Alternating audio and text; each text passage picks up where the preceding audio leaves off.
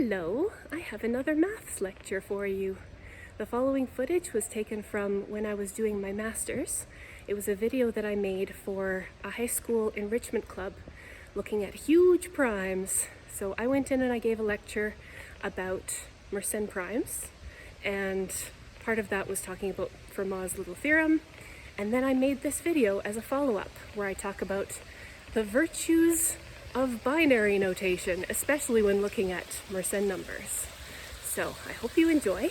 I should point out that in this video, when I'm adding 13 and multiples of 13, basically the rationale behind that is that I want to add 13 to itself as many times as it takes until I hit a Mersenne number. And then I know that that is the smallest Mersenne number that 13 divides. The way that I do that is I do it in binary notation, and I make sure that every column has a 1 in it. So you'll see how that works. I hope you enjoy. Hi everyone, here are some more thoughts on Mersenne numbers using binary notation. Mersenne numbers are 1 less than a power of 2, and binary notation uses powers of 2 exclusively, so this is a good fit. Binary notation uses exactly the same structure as decimal notation, just with 2 digits instead of 10 digits. And each place in our placeholder system is a power of 2 instead of a power of 10. So let's say we wanted to write the number 5, just as an example. It's not a Mersenne number, but let's see. We would have a 1 here, and a 1 here, and a 0 there, so that we have 4 plus 1. So that's how that works. You get it. Let's take a look at what Mersenne numbers look like. First of all, 2 to the power of n is just going to be one of these spots. We're going to have, let's say, n is 3, a 1 in the place where the power matches, and then a bunch of zeros after that. That is 2 to the power of 3, right there. Now if we subtract 1, just like with decimal notation, we're going to scale back that first spot and turn the rest of these into the highest number in our digit system. This here, 4 plus 2 plus 1, is 7, which was 8 minus 1.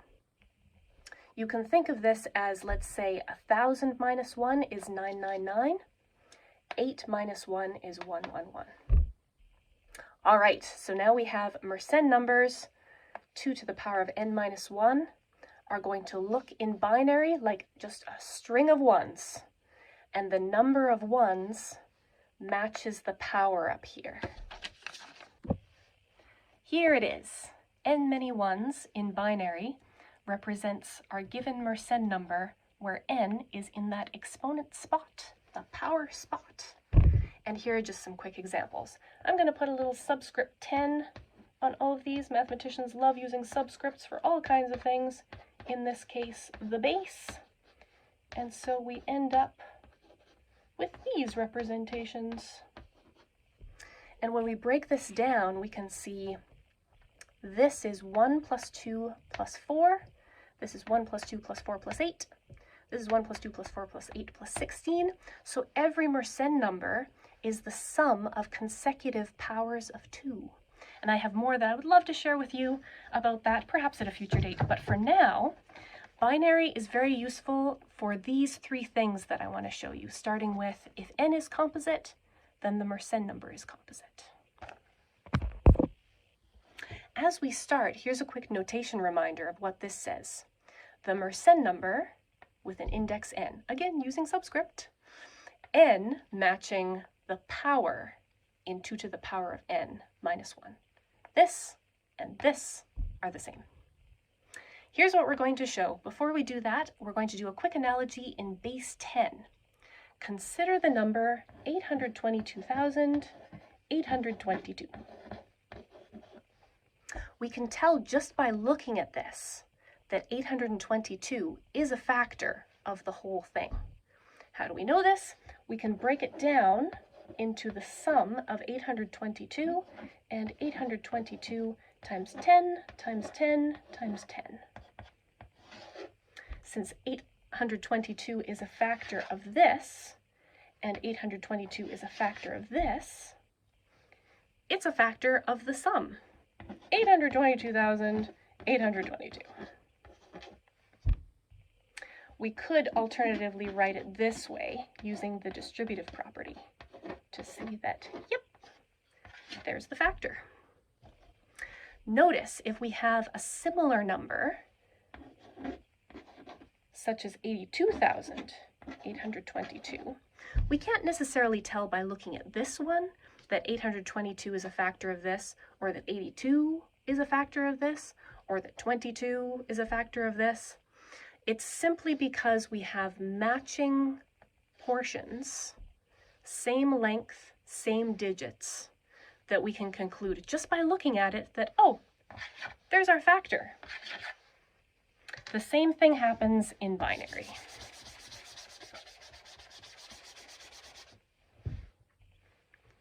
Without loss of generality, let's choose a composite n. Let's say n is 6. Now we're going to write our Mersenne number in binary with n many ones.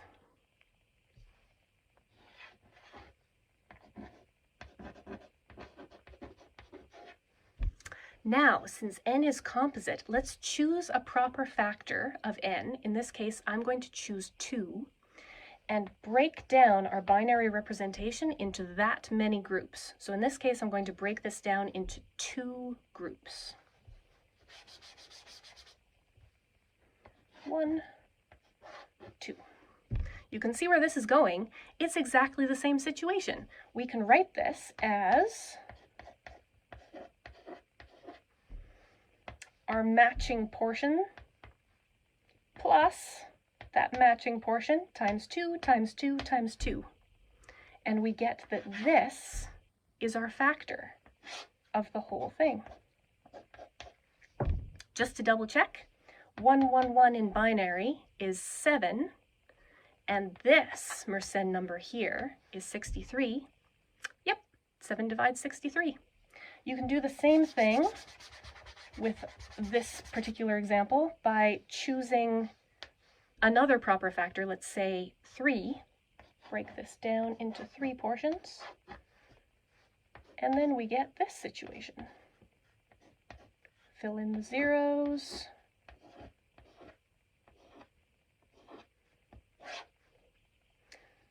This number divides this, this, and this. When we add it together, we get that it divides the whole. 1, 1 in binary is 3. This whole thing is 63. 3 divides 63.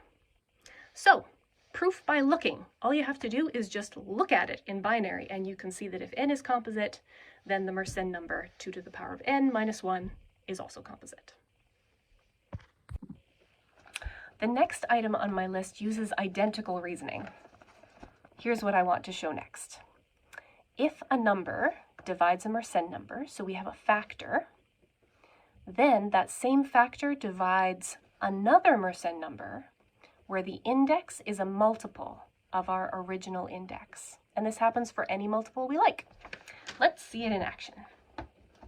So this is what we're showing, that a factor, we'll call it f, if it divides a Mersenne number, then it also divides another Mersenne number with an index that's a multiple of the original.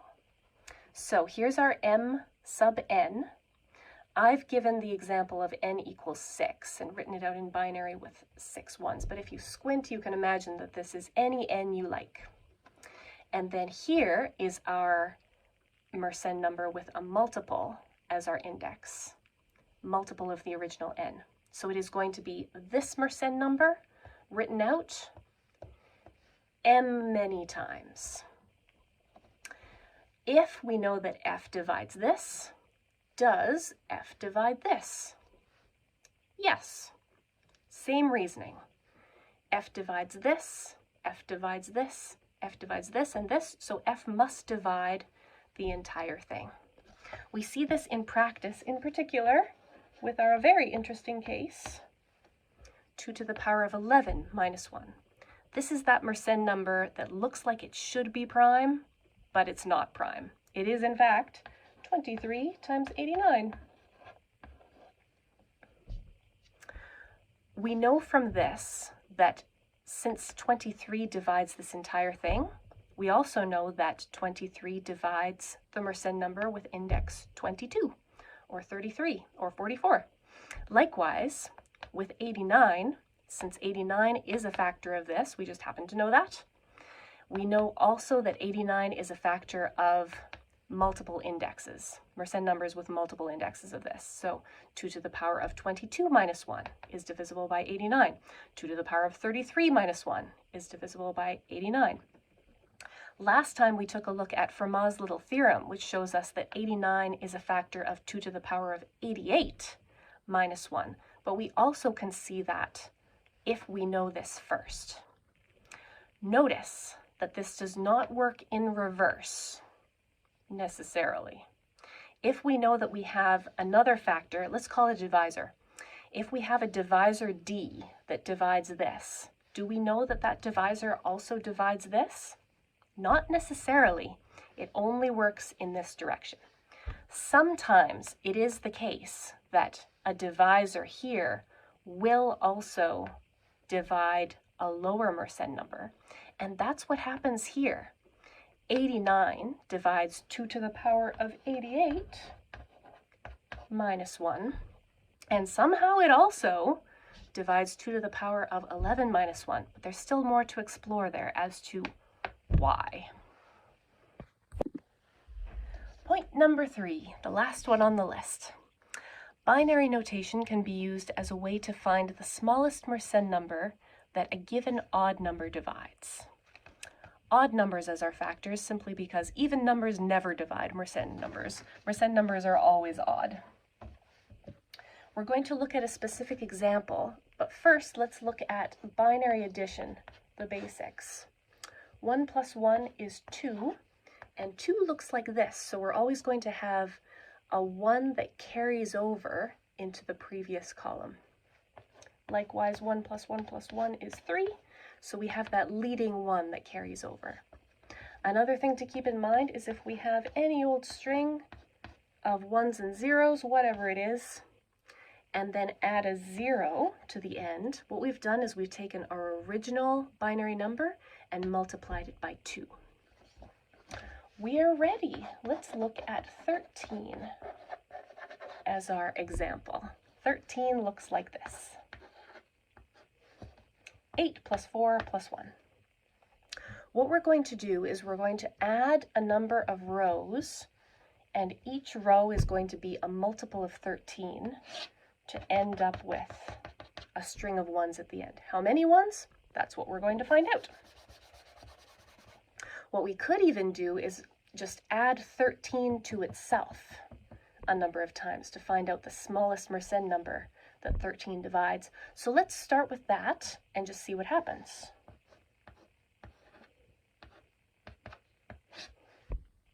When we start adding this column, we get 1 plus 1 is 2, but then we end up with a 0 in this column, and we don't want that. So let's add another 13. Now we get 3, and this is good, but notice what we've done is we've added 13 twice. We can represent this just as well by taking 13 and adding a 0 on the end. So let's do that instead. As a rule, we can just follow that pattern as we go to save space. So here we go. 1 is good in this column. 1, we're good. 1, we're good. 2, we need to fix this column, so let's put something here. The previous columns were fine, so we're going to move the 13 over to leave these columns alone, and then that last one is the one that we'll use to fix that column. Now we have 3, carry the 1. 2, we need to fix that. Good. 3, carry the 1. 2, fix that. 3, carry the 1. 3, carry the 1. 3, carry the 1. 2.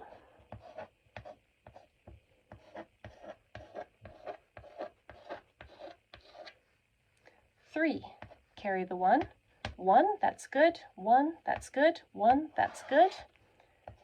We've arrived. We now have a string of 12 ones. 1, 2, 3, 4, 5, 6, 7, 8, 9, 10, 11, 12. M12 is the smallest Mersenne number that 13 divides, and that fits Fermat's little theorem. When I was first looking into this, I looked into all kinds of odd numbers and noticed that pattern. And I thought that the pattern would hold for all odd numbers until I looked at 9. M6 is the smallest Mersenne number that 9 divides. So then it was a matter of narrowing it down to prime numbers only that Fermat's little theorem fits.